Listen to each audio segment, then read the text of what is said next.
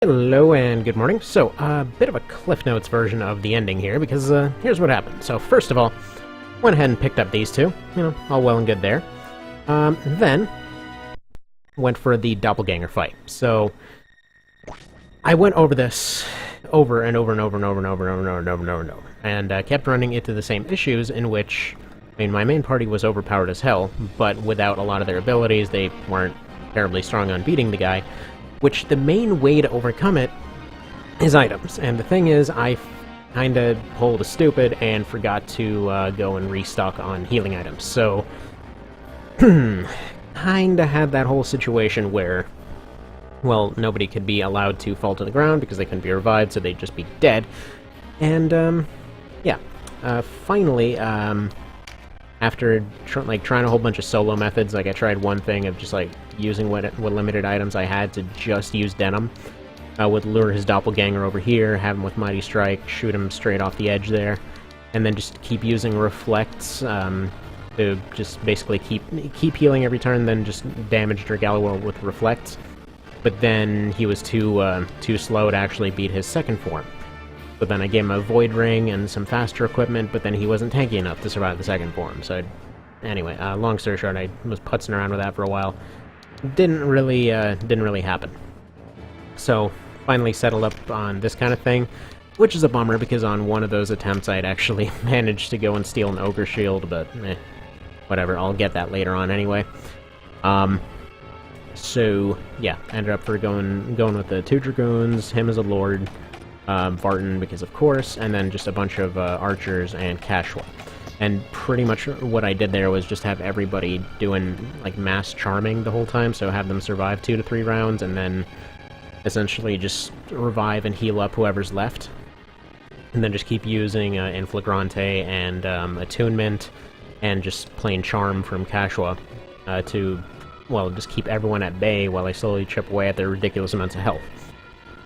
So, finally, all that ended up working out pretty darn well. See if I can find the right save state here. So, got it to the second part here. Only had 2 people down on the ground. Actually meant to get them revived before starting this final part. I'm actually a little bit surprised how much damage everyone can do to this one, because everyone's been doing, 60 to 90s in the party. So, yep. Definitely a far cry from the repeated 20s and 30s and 40s that happened from the first go-around at this. And finally, once all was said and done, had Sistina and Denim here at the very end with the last 2 shots, and then ending happened.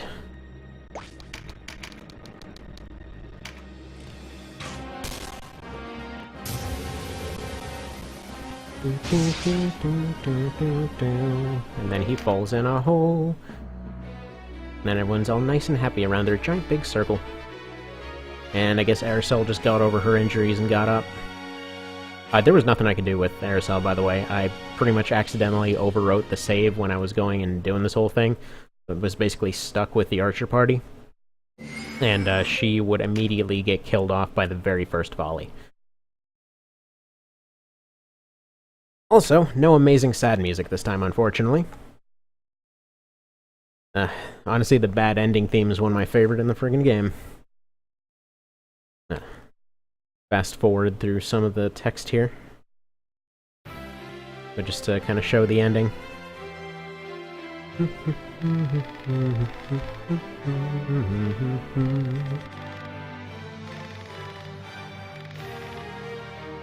It's actually funny, I never noticed that, or actually I never had Denim, or Deneb for the ending.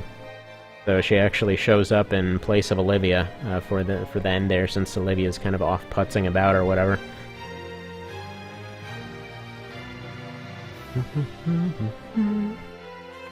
Oh, and we're gonna skip straight through this one. Yes, yes, yes, you are sad. You had the whole history. Fast forward.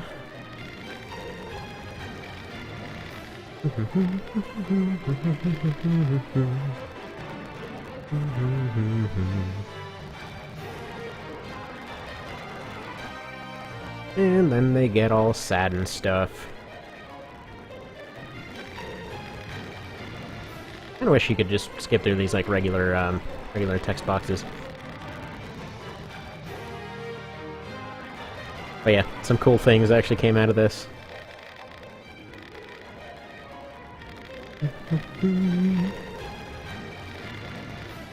I wonder if at some point those peoples on the right were meant to be replaced with some of the surviving characters. Like Habram made it, Ozma made it. Although I guess it might be kind of weird to see them showing up.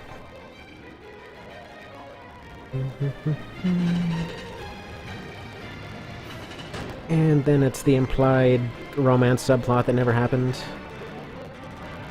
I guess. I don't know, that seems to be the general gist people got from it. Also, the way that this zooms up and has all the lighting the first time around, it kind of looks like a lich or something is standing on the ramparts.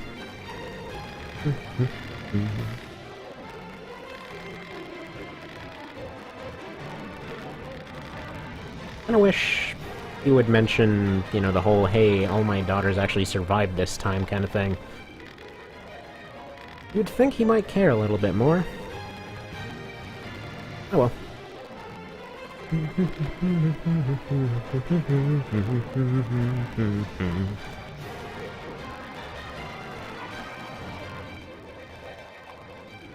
Okay. Well, I mean, yeah, you're kind of one of the backliners, sure. Gonna need you for all your shaman stuff. And then all the sub-characters! Yeah, kinda bummed out that I missed out on some of them. Who was it that ended up dying this time? I think it was, I think I knew what it was earlier. Ah, well.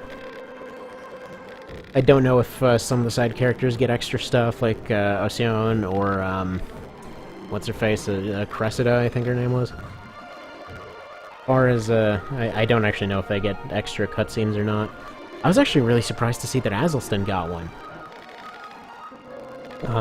Apparently, Gamp doesn't. You'd think he'd actually be the one hanging out with the Griffins at the very end there.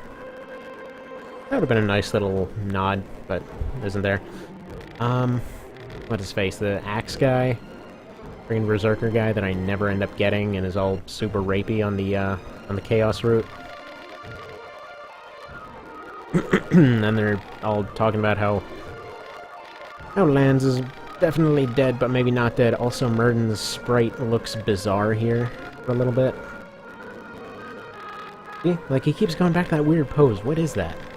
It, like, looks like he's gone into an extreme shrug and just can't put his arms down. Oh well.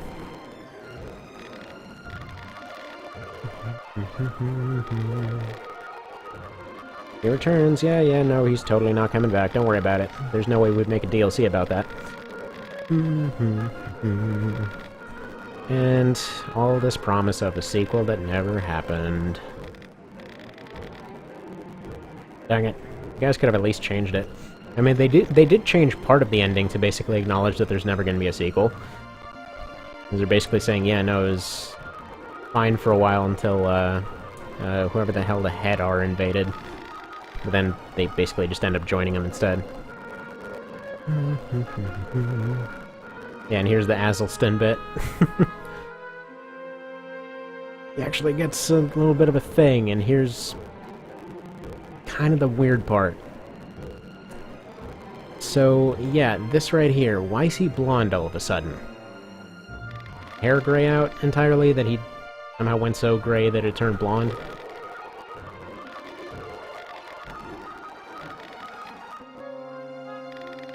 Oh yeah, he's all sick and dying. That's his ending. Like, we're completely writing him out. He's just old and dead now.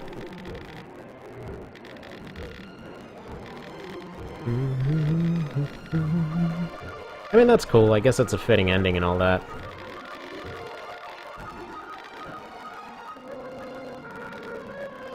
Why is he freaking blonde? I love that he's all squinty and pissed off for this this bit right here. Like, I gotta be bird, see?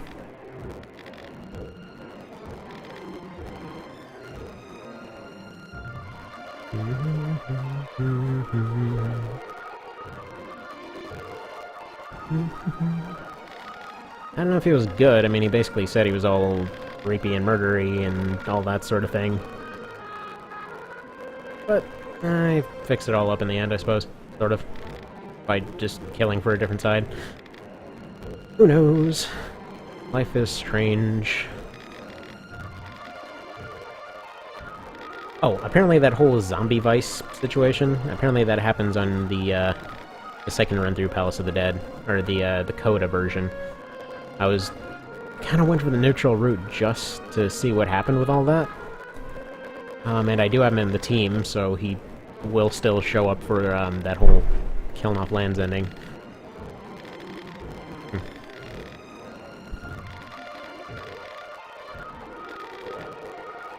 Yes. And then you turned into a carrot. But you're gonna be back later by time travel shenanigans, apparently. Never actually done it, but we'll see what happens. Although, the necessity of collecting those wind thingies kind of makes me wonder if it's just gonna end up being something bizarre like, hey, all these make tornadoes, but if we make a bunch of tornadoes and just, like, fly through all of them fast enough, we can go through time. Man, I hope it's something that dumb. And all the castles are now blue. And that was the scene right there where I think Gamp should have been. So I'm surprised he never mentions the thing with lands there. Like, they know it's him. They found all of his stuff and everything. They know it's the guy. And he never mentions it to his friends, like they could just bring him back or something. Alright, and then we skip that part.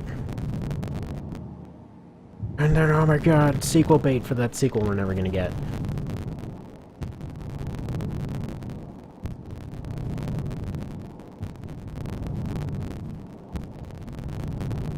How inconspicuous.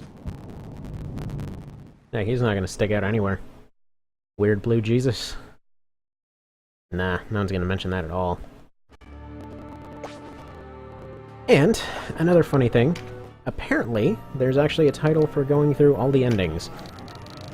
Or, going through, I mean, all the endings, or I'm an idiot. I just said the same thing twice. No, of all of the, timelines. So yeah. Made it through all the timelines now. Got the bad ending, got the good ending. Fewer than 10 deceased. Well, I mean, it's something. I think if I redo it another time, I can... I don't know if I can still get those no incapacitated, no dead, no chariot type titles. I had them on that other one, but I never actually bothered to get them in this one. It's Slayer of the Dying. Alright, well, anyway. In the next bit, hopefully now everything's all set to do the Coda stuff, and if I'm assuming this correctly, it should be version 88 for the next part. So looking forward to it. See you then.